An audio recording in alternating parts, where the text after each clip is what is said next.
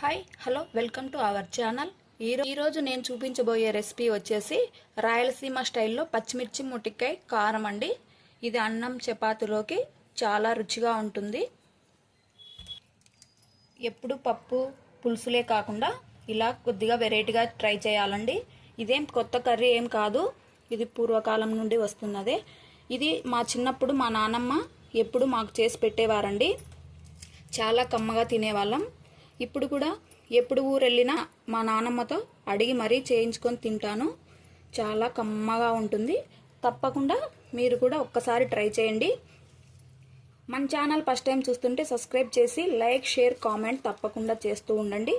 ఇప్పుడు ఈ పచ్చిమిర్చి ముటిక్కాయ కారాన్ని ఎలా తయారు చేసుకోవాలో చూసేయండి. స్టవ్ వెలిగించుకొని ప్యాన్ పెట్టుకొని అందులో ఒక 3 టేబుల్ స్పూన్ల వేరుశెనగ గుళ్ళను వేసుకోవాలి.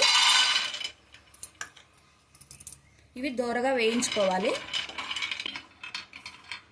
ఇవి వేగాయండి. ఇప్పుడు స్టవ్ ఆపేసుకొని ఒక ప్లేట్లోకి తీసుకోవాలి. మనం వేయించి పొట్టు తీసి పెట్టుకున్న వేరుశెనగ గుళ్ళను వేసుకోవాలండి. ముందుగా రోట్లో వీటిని కొద్దిగా కచ్చాపచ్చాగా దంచుకోవాలి.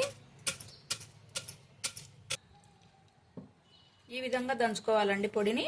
ఇది ఒక ప్లేట్లోకి తీసుకోవాలి. 2 చిన్న ముక్కలు ఎండు కొబ్బరి తీసుకోవాలి. ఇది వేసుకోవాలండి. ముందుగా ఇది దంచుకోవాలండి. ఎండు కొబ్బరి ఈ విధంగా దంచుకున్న తర్వాత ఒక 10 వరకు పొట్టు తీసి పెట్టుకున్న వెల్లుల్లి రెబ్బలు వేసుకోవాలి. ఇవి కూడా దంచుకోవాలి. అవి దంచుకున్న తర్వాత కారానికి సరిపడా పచ్చిమిర్చిని వేసుకోవాలి. అన్నీ కొద్దిగా బరకగా దంచుకోవాలి. పచ్చిమిర్చి ఈ విధంగా దంచుకున్న తర్వాత ఇలా సన్నగా తుంచి పెట్టుకున్న మొటికాయలను 2 సార్లు శుభ్రంగా కడుక్కొని ఇవి ఇందులో వేసుకోవాలండి. కొద్దిగా కొత్తిమీరను వేసుకోవాలి. రుచికి సరిపడా ఉప్పును వేసుకోవాలి. ఇప్పుడు ఈ పచ్చిమిర్చి పేస్టు ఈ మొటికాయలు మొత్తం కలిసేటట్లుగా బాగా దంచుకోవాలండి. మీరు మిక్సీకైనా గ్రైండ్ చేసుకోవచ్చండి. మరి మెత్తగా కాకుండా కొద్దిగా పలుకులుగా ఉండేటట్లుగా గ్రైండ్ చేసుకోవాలి. రోట్లో దంచుకుంటేనే రుచి బాగుంటుందండి. రోలు సౌకర్యం ఉండేవాళ్ళు. కొద్దిగా టైం పడుతుంది. ఇలా కలుపుకుంటూ దంచుకోవాలి. బాగా ఇలా దంచుకోవాలండి. ఇది ఒక ప్లేట్లోకి తీసుకోవాలి. మిక్సీలో గ్రైండ్ చేసుకున్నా కూడా ఈ విధంగానే గ్రైండ్ చేసుకోవాలి. స్టవ్ వెలిగించుకొని స్టవ్ పైన కుక్కర్ని పెట్టుకోవాలి. 4 స్పూన్ల ఆయిల్ వేసుకోవాలి. పోపు దినుసులు వేసుకోవాలండి. ఆవాలు, జీలకర్ర, శనగపప్పు, మినపప్పుని. 1 ఎండుమిర్చి వేసుకోవాలి.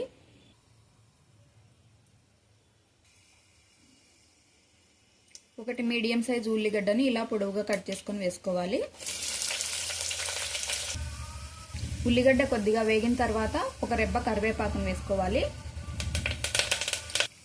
1/2 టీ స్పూన్ పసుపును వేసుకోవాలి.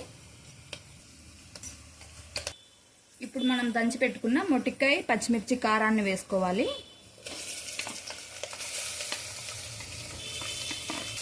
ఒక నిమిషం పాటు మంటని సిమ్లో ఉంచుకొని వేయించుకోవాలి. 1 నిమిషం తర్వాత ఒక 1/2 గ్లాసు నీళ్ళని వేసుకోవాలండి. ఒకసారి అంతా బాగా కలుపుకోవాలి.